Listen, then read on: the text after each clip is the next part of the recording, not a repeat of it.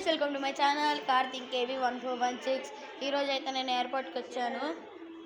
ఇది Indira Gandhi international airport శంషాబాద్లో ఉంటుంది. ఇది ఇదైతే ఎయిర్పోర్ట్ చూడండి, చాలా బాగుంది, పెద్దది.